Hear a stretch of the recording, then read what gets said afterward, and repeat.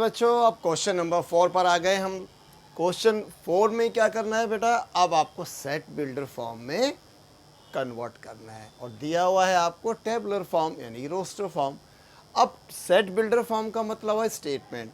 बेटा यहाँ पर थोड़ा सा लॉजिक लगेगा मैथमेटिकली, बट मैं आपको एक पैटर्न को समझाऊंगा, उस पैटर्न को आप फॉलो करेंगे तो कुछ हद तक आपको चीज़ें समझ में आसानी से आ जाएंगी। चलिए क्वेश्चन देखते हैं कैसे करना है बेटा। तो एक 3 जो फर्स्ट एलिमेंट है, अगर मैं कहूँ ये 3 इंटू 1 है, राइट। अब 6 को आप कैसे लिखेंगे, 6 को आप 3 इंटू 2 लिख सकते हैं तो 6 आएगा। 9 को ऐसे कैसे करते हैं आप, 3 इंटू 3 करते हैं, 3 3 जा 9 आ जाता है। और 12 को आप कैसे करते हैं, 3 इंटू 4 करते हैं और ये 12 आ जाता है, राइट।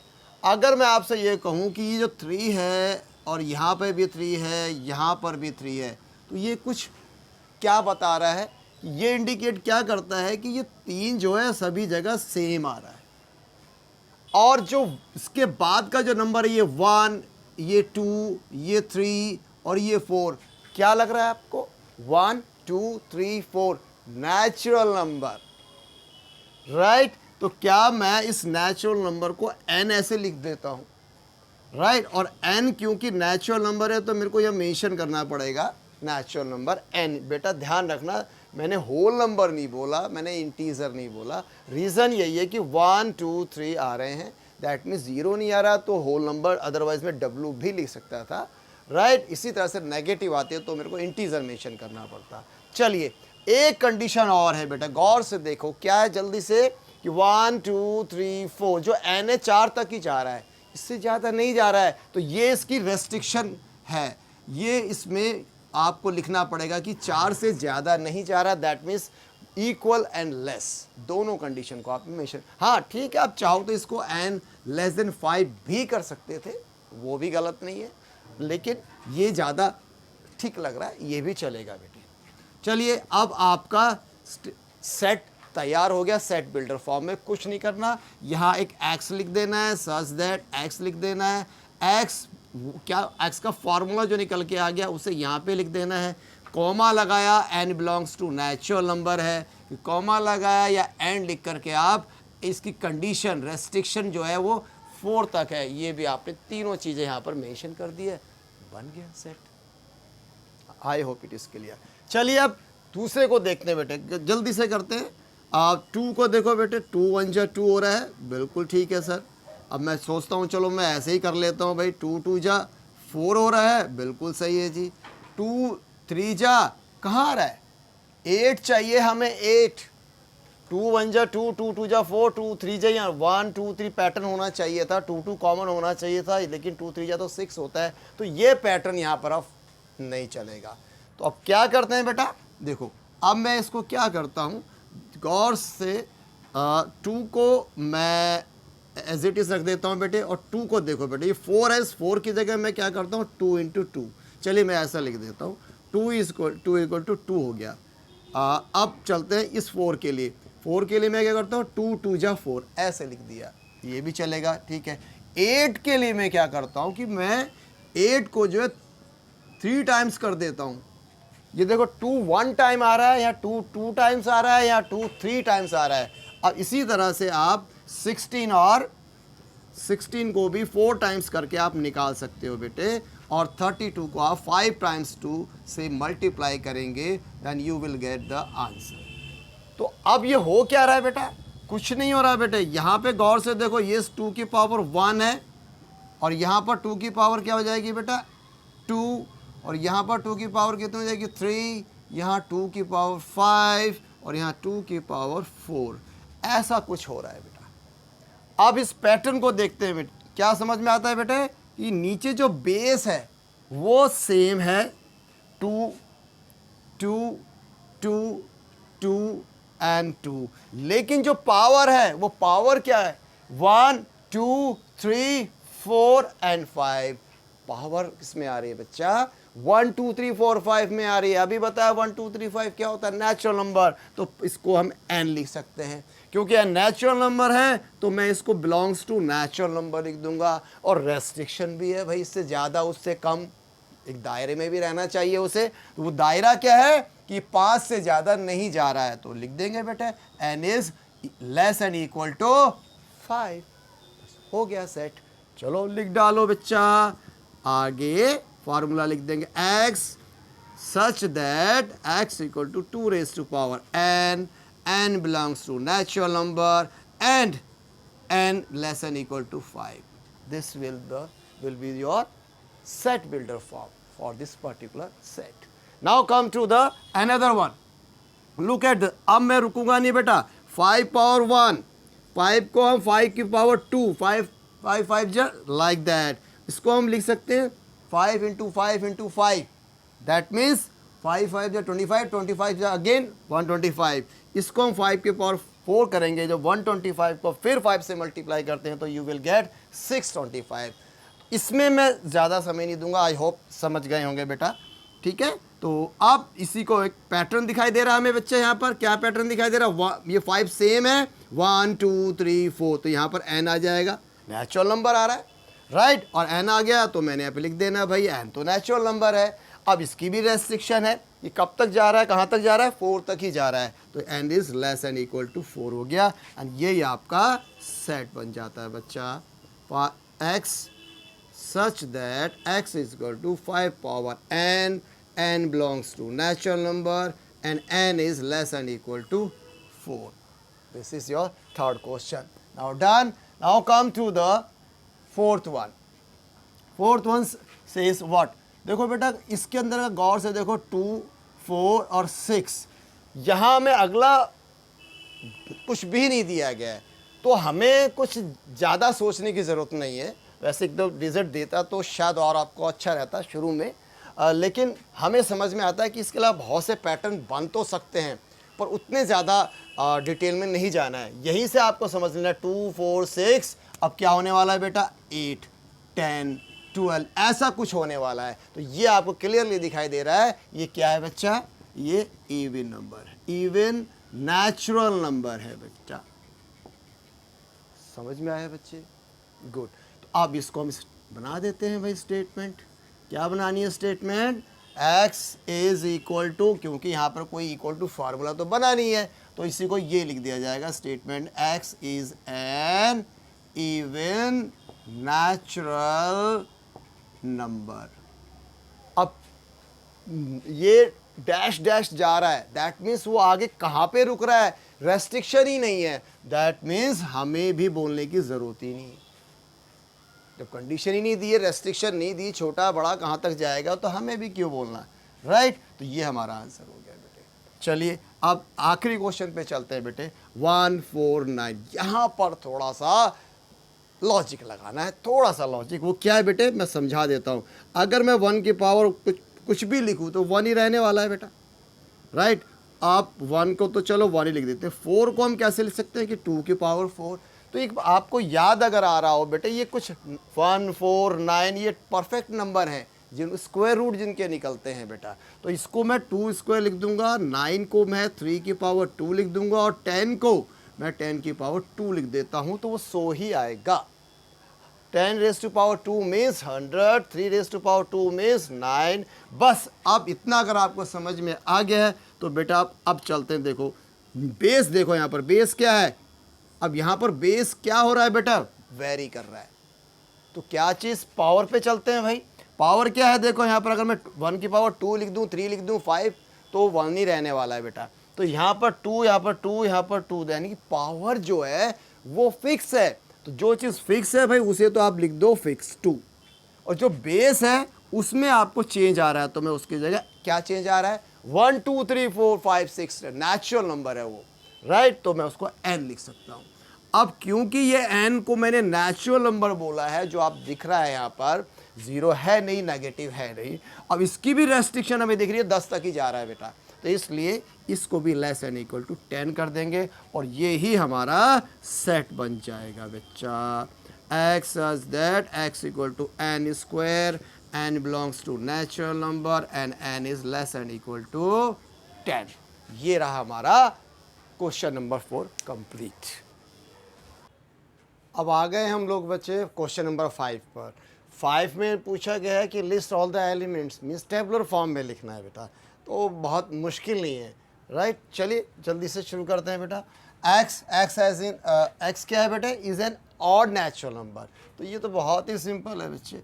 ऑड नेचुरल नंबर कौन से हैं बेटा, नेचुरल बोला है तो 1 से स्टार्ट होंगे, राइट। ऑड बोला है तो definitely 1 and 3 and 5 and 7 and 9 and 11, आगे कहाँ रुकना है, देर इज़ नो रेस्ट्रिक्शन, कोई कंडीशन ही नहीं लगाई गई है, तो यहीं पे हमें इसे डैश डैश करके छोड़ देना है। ये एक्चुअली सेट जो है वो इनफाइनाइट सेट कहलाएगा, ये हम आगे भी पढ़ने वाले हैं। चलिए, तो ये हमारा पहला क्वेश्चन तो बहुत जल्दी से हो गया है। दूसरे क्वेश्चन में चलते हैं बेटे।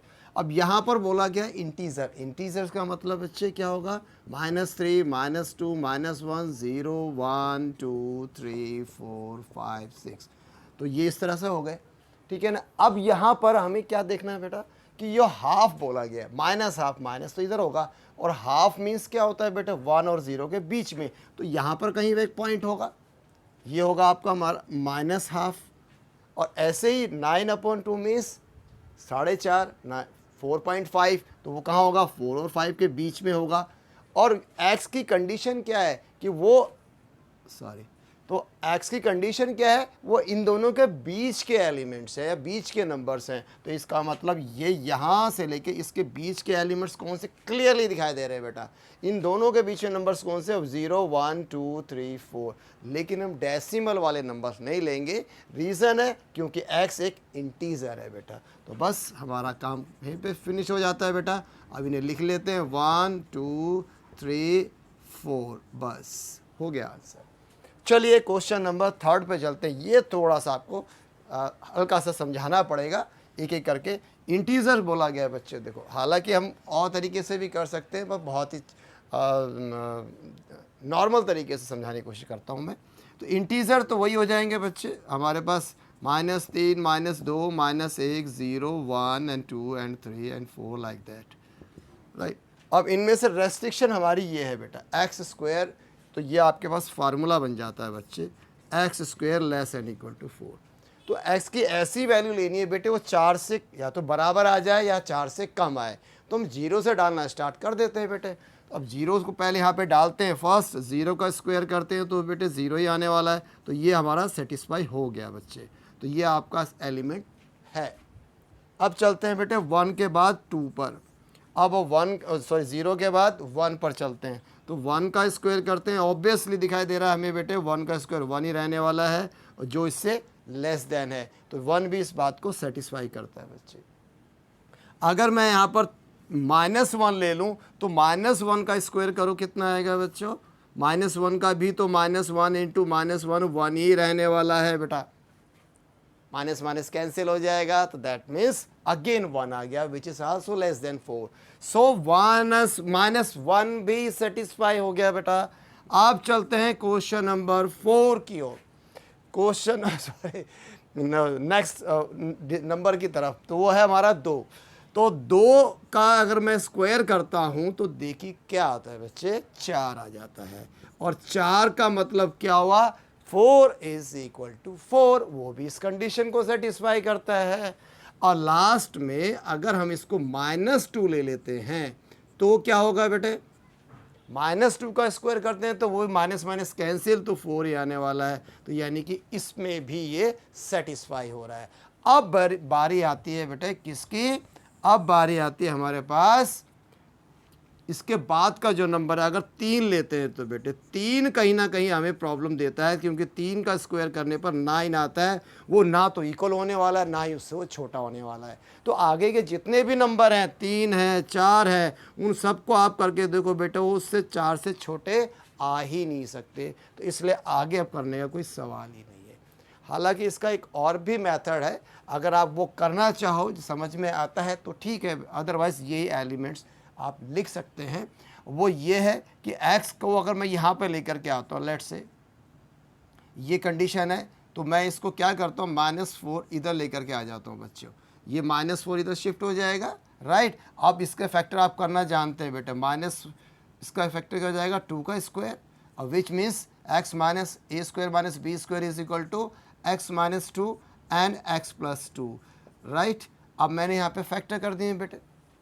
अब ये लेस देन 0 कब होगा, जब ये यह क्लियरली दिख रहा है बेटा, एक माइनस होना चाहिए और एक प्लस होना चाहिए, राइट। दोनों माइनस नहीं होंगे, दोनों प्लस नहीं होंगे। एक माइनस लें कुछ प्लस लें तो कुछ फ़र्क नहीं पड़ता। आप सीधे भी देखें तो एक की वैल्यू क्या आने वाली है यहाँ पर, एक x minus two less and equal to 0 तो x is less and equal to 2, और यहाँ से आने वाला x is less and equal to 2, x is less and equal to -2। तो x एक बार तो बता रहा है कि वो -2 से छोटा है, और एक बार बताता है कि x वो 2 से छोटा है। तो ये वैल्यू कहाँ पर x की आने वाली है, 2 और -2 के बीच में ही। तो आपकी देखो जो जितनी भी मैंने अगर यहाँ पर सेट निकाला है बेटा, तो इस सेट के अंदर जो वैल्यूज़ आ रही हैं वो कौन कौन सी सेटिस्फाई कर रही है, मैंने बताया ना आपको। ये -2 कर रहा है, -1 कर रहा है, 0 कर रहा है, 1 कर रहा है, यही तो कर रहा है। और ये दोनों वैल्यू कहाँ पर है, -2 और 2 के बीच में ही सारी, 2 भी है -2 भी है, और यहाँ से भी यही पता हमें मालूम होता है। हालांकि ये चीज़ें भी आपको अगर समझ में आती हैं तो ठीक है बेटा, नो इशू। अदरवाइज़ ये बड़ा ही सिंपल वे में है, थोड़ा सा कहीं ना कहीं हल्का सा लंबा दिखता है वो, पर चीज़ें सारी आनी चाहिए। और भी हैं इसके तरीके, बट इतना कन्फ्यूज़न करने की ज़रूरत नहीं है हमें। चलिए अगला क्वेश्चन लेते हैं बेटा। ये तो बहुत ही सिंपल है, लेटर बताने जो इसके अंदर आ रहे हैं, और लेटर आपको क्लियरली दिखाई दे ही रहा होगा बेटा। एक L है, एक O है, एक Y है, फिर A है, और ये L नहीं आएगा। क्यों नहीं आएगा, क्योंकि रिपीटिशन इज नॉट अलाउड। तो यहाँ पर रिपीट हो नहीं सकता, तो इसलिए हम इसको लिखेंगे नहीं। तो हमारा ये कुछ सेट ऐसा बन सकता है।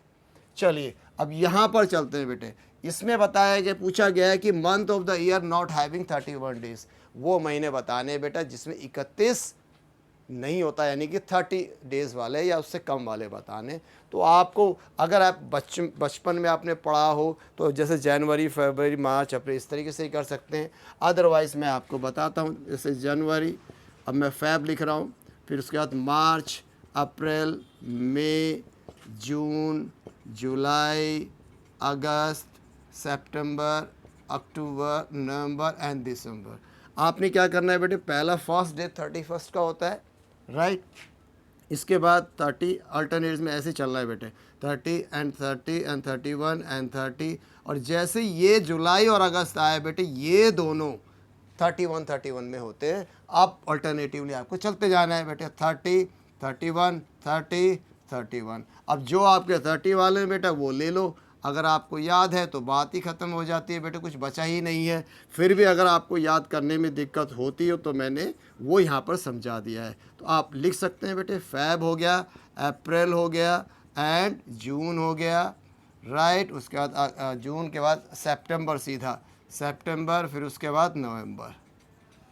ये आपके सेट तैयार हो गया बच्चे। अब लास्ट क्वेश्चन को लिखते हैं बेटा। इसमें आपको कॉन्सोनेंट बताने, A B C D E F G H I J K L like that.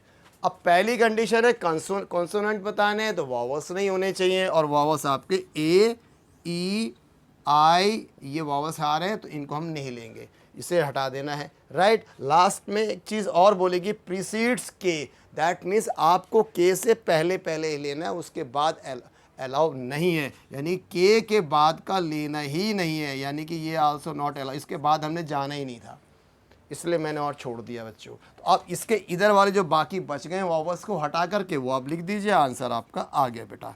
तो ये बी और ये सी और ये डी, ये हो गया एफ, ये हो गया जी, ये हो गया एच आई और ये हो गया जे, दैट्स इट। तो ये हुआ आपका बेटे 5th क्वेश्चन कंप्लीट। अब 6 को करते हैं बच्चों।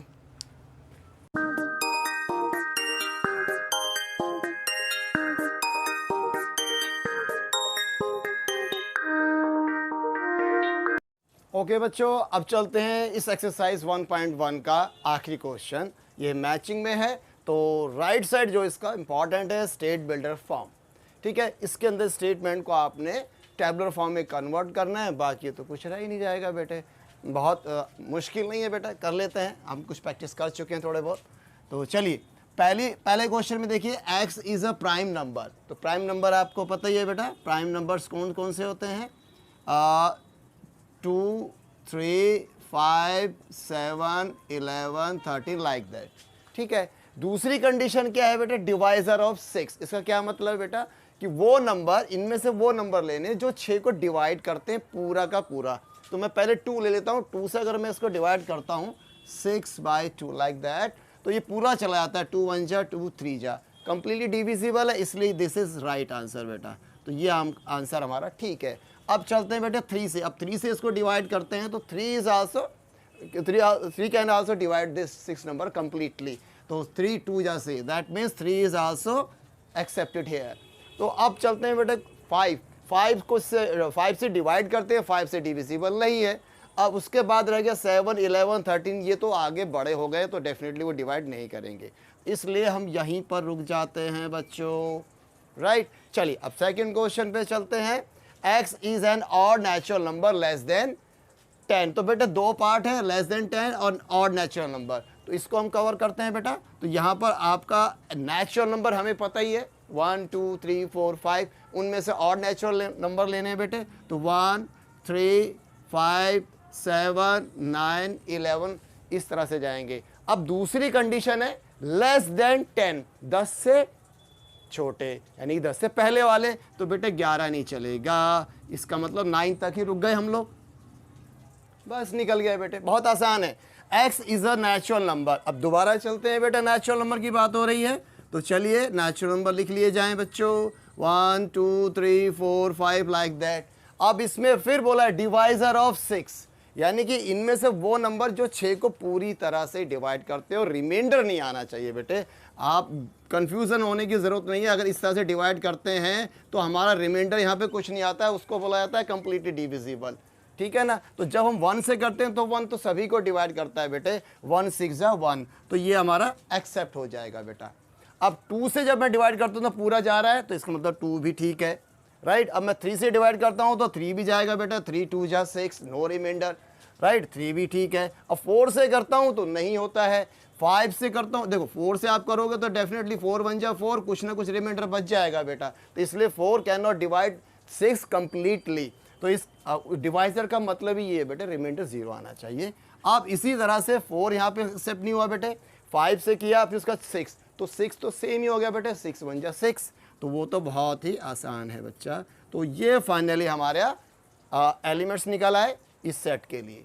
और आखिरी क्वेश्चन तो बहुत ही हलवा है बच्चा, इसके अंदर क्या करना है, इनमें से लेटर्स लेने हैं बेटा मैथमेटिक्स में से, और सारे लेटर एक एक करके लिख देने, जो रिपीट हो रहेंगे बेटा उसे एक बार लिखना है, और कुछ भी नहीं है। I think it's very simplest, one of the very simplest you can say. TH math and M, देखो E यहाँ पर आ गया बेटा, सॉरी मैथ THE, यस नहीं आया, E के बाद ये M, ये देखो M आ चुका है तो उसको नहीं लिखेंगे बेटे। A भी आ चुका है, इसको भी नहीं लिखा जाएगा। T भी आ चुका है बेटे, ये भी नहीं लिखा जाएगा। तो अब रह गया I and C and S, बस। अब आप मैच कर सकते हो बेटे, कुछ भी नहीं बचा। अब देखते हैं 1 2 3 6 कहाँ है बच्चों, ये रहा आपका आंसर, राइट। 2 3 कहाँ है बच्चों, 2 3 ये रहा, कोई प्रॉब्लम नहीं है, राइट। मैथमेटिक्स तो सबसे लास्ट पे दिखाई दे रहा है बेटा, और 1 3 5 7 वो यहाँ पर आ गया। तो I think it was very simple. तो थोड़े क्वेश्चन अब नेक्स्ट में करेंगे, थोड़े एक्सरसाइज अब 2.1.2 में होने वाली है बेटा। चलिए